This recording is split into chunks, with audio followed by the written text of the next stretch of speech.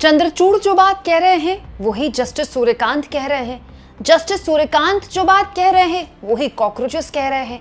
Cockroach जो बात कह रहे हैं वही देश का युवा कह रहा है। तो बड़ा सवाल ये कि हर कोई एक ही बात कह रहा है तो कोई सुन क्यों नहीं रहा है। दोस्तों, जिस ओर जवानी चलती है उस ओर जमाना चलता है। सुना था, अब देख भी लिया। देश की जवानी ने कह दिया कि अब तो बात बस शिक्षा की होगी, स्कूल्स की होगी, पेपर्स की होगी, एग्जाम की होगी। तो अब हर कोई वही बात कह रहा है, क्योंकि युवाओं से, देश की नई पीढ़ी से पंगा कौन ले। दोस्तों, देश के पूर्व सीजीआई, पूर्व जस्टिस चंद्रचूड़, जो कि काफी सुर्खियों में रहे जब वो सीजीआई थे, उन्होंने एक बड़ी इंपॉर्टेंट बात बोली है। उनकी बात सुनी जानी चाहिए। और दोस्तों, शायद आज के दौर के तमाम वीवीआईपीज़ की मजबूरी भी ये है, अगर इस पर बात नहीं करेंगे तो किस पर करेंगे। जस्टिस चंद्रचूड़ से पेपर लीक और जो समस्याएं हैं शिक्षा व्यवस्था को लेकर, छात्रों की, उनको लेकर एक सवाल पूछा गया तो उन्होंने क्या कहा, सुनिए। Well, of course, but you have to find answers to it, and I think it's important that we understand the concerns of young people, because the ultimate middle class dream in India is for a child to get into a good professional course. And I think as a country we need to have very serious discussion on this, and I'm sure that problems are not insuperable and that solutions would be found. The Supreme Court is dealing with the case. I'm sure that there's enough talent, there's enough expertise and domain knowledge within our country to find a solution which will last beyond the immediate future. मतलब justice Suryakant कह रहे हैं कि आपको इसके जवाब खोजने होंगे, बेशक, मतलब आपको, मतलब सिस्टम को, सरकार को, सबको। और मुझे लगता है कि ये ज़रूरी भी है कि हम युवाओं की चिंताएं समझें। ये जस्टिस चंद्रचूड़ कह रहे हैं, भारत में मिडिल क्लास का सबसे बड़ा सपना यही होता है कि बच्चा किसी अच्छे प्रोफेशनल कोर्स में दाखिला ले। और मुझे लगता है कि इस देश के तौर पर हमें इस पर बहुत गंभीरता से चर्चा करनी चाहिए। हाँ, बात तो सही है वैसे कि भारत में मिडिल क्लास का यही सपना है, क्योंकि इस सपने के अलावा उसके पास कुछ है नहीं। हर घर में कोई विधायक और सांसद या पार्षद तो होता नहीं है, और ना ही कोई थानेदार होता है। तो ले देकर भारत के मिडिल क्लास के पास बस एक यही ख्वाब है अपने बच्चे को दिखाने के लिए कि बेटा पढ़ाई लिखाई करो, अच्छे कंपटीशन की तैयारी कर लो, नीट का पेपर निकाल लो, आईआईटी का पेपर निकाल लो, यूपीएससी का पेपर दे दो। क्योंकि यहाँ चाहे तुम अमीर हो या गरीब, किसी भी जाति या किसी भी धर्म के हो, तुम्हारे साथ कोई भेदभाव नहीं होगा। पेपर अच्छा जाएगा तो नौकरी मिलेगी, पेपर बुरा जाएगा तो पेपर आप क्रैक नहीं कर पाएंगे।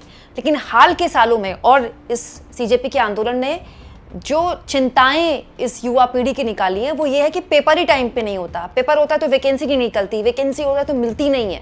तो अलग अलग समस्याएं हैं, अलग अलग स्तर की। नीट तो एक बस एक छोटा सा, एक समझ लीजिए टिप ऑफ द आइसबर्ग था। और दोस्तों, ये जो पूर्व जस्टिस चंद्रचूड़ ये बात बोल रहे हैं, ये कोई ऐसी बात नहीं है जो हमको पता नहीं है।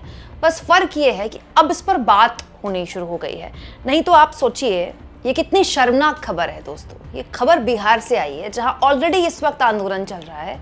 बिहार के नालंदा में आप सोच सकते हैं मिड डे मील में नमक की जगह क्या डाल दिया गया स्कूल के बच्चों के लिए। स्कूल के बच्चों के लिए डिटर्जेंट पाउडर।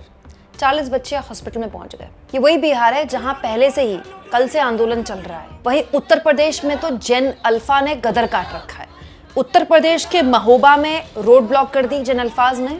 उनका कहना है कि यहाँ सड़क नहीं बनाते, बारिश होती है, बच्चे स्कूल नहीं जा पाते, तो सड़क बनवाइए। वहीं उत्तर प्रदेश के हमीरपुर में भी यही हाल है। यहाँ जमहेरवी गांव में स्कूली बच्चों ने मूलभूत सुविधाओं को लेकर प्रदर्शन किया और पक्की सड़क की मांग की। वहीं उन्नाव में भी यही हाल है दोस्तों। उन्नाव में भी स्कूली बच्चों ने विरोध प्रदर्शन किया है अपनी बेसिक सुविधाओं के लिए। किसी के पास स्कूल नहीं है, किसी के पास क्लासेस नहीं है, किसी के पास स्कूल जाने के लिए रोड नहीं है। और जिस उन्नाव में प्रदर्शन हुआ है, जानते हैं वहां से सांसद कौन है? साक्षी महाराज। साक्षी महाराज बीजेपी के बड़े कद्दावर सांसदों में से एक है यूपी के।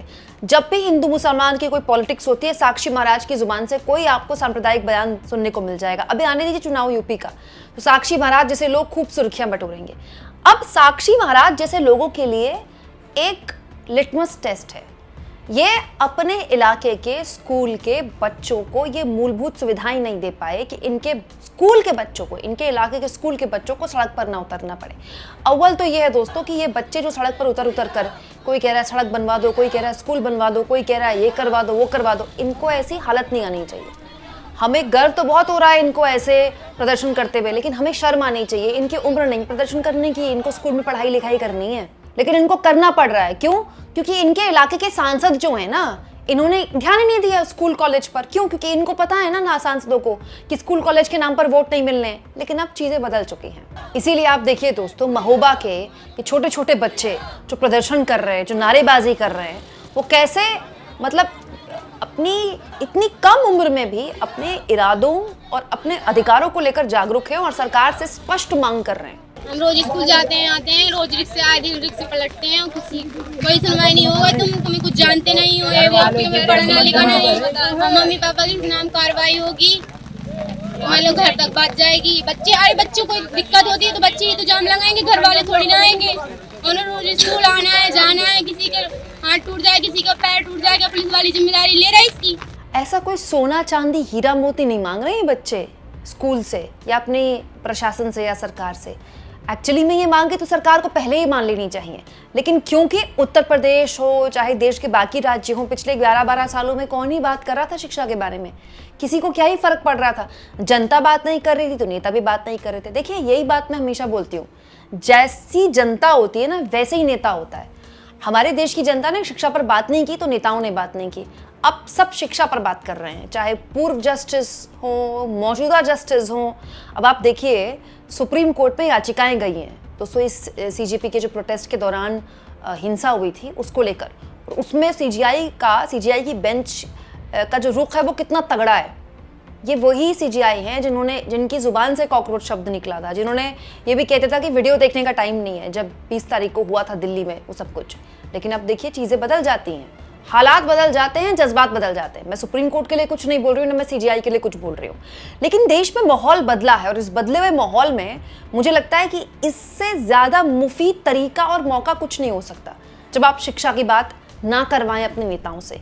इतना होने के बाद भी अगर अपने नेताओं को आप मजबूर नहीं करते कि वो घूम फिर कर घसीट कर शिक्षा पर ही बात करें, अगर वो अंत में हिंदू मुसलमान पर ही आ जाते हैं और फिर हिंदू मुसलमान करके ही उनको वोट मिल जाते हैं, तो एक समाज के तौर पर ये हमारे सामने एक सवाल हो जाएगा। क्योंकि ये जो मौका है ना, जो हमारे समाज के, हमारे देश के आगे अब आया है, जो पहली बार शिक्षा का मुद्दा इतना मौजूद बन पाया है, इतना केंद्र में आया पाया है, ये कहीं ना कहीं हमारे समाज की भी एक मजबूती कह लीजिए। क्योंकि हमारे समाज में शिक्षा हमेशा से महत्वपूर्ण रही भाई। आज भी हमारे परिवारों में अगर बच्चा 11th में कॉमर्स ले ले तो परिवार वालों का मुंह बन जाता है, पापा मम्मी का बिल्कुल मूड खराब हो जाता है। क्योंकि पापा मम्मी को लगता है बच्चा साइंस लेगा तो शायद कोई कंपटीशन निकाल लेगा। हालांकि अब ऐसा नहीं है, आप कोई भी स्ट्रीम लें, आप अच्छा कंपटीशन निकाल सकते हैं, बहुत संभावनाएं बहुत ज़्यादा हैं। लेकिन मिडिल क्लास आदमी अभी भी सरकारी नौकरियों में या फिर बड़े जो कंपटीशन है उनमें बहुत बड़ी संभावनाएं दिखता है बच्चों के लिए। और ये जो छोटे छोटे बच्चे स्कूलों के निकल रहे हैं, इसी के लिए तो निकल रहे हैं। इनको पता है ना कंपटीशन की तैयारी तो बाद में करेंगे जब स्कूल ही अच्छा नहीं मिलेगा तो। अच्छी बात है, पूर्व सीजीआई भी शिक्षा व्यवस्था के बारे में बात कर रहे हैं, मौजूदा सीजीआई भी मौजूदा शिक्षा व्यवस्था के बारे में बात कर रहे हैं। अब हमारे इलाके के सांसद और विधायक भी इसी के बारे में बात करें, ये एक समाज के तौर पर हमारी जिम्मेदारी है। आपको क्या लगता है दोस्तों? कमेंट बॉक्स में जरूर लिखिएगा।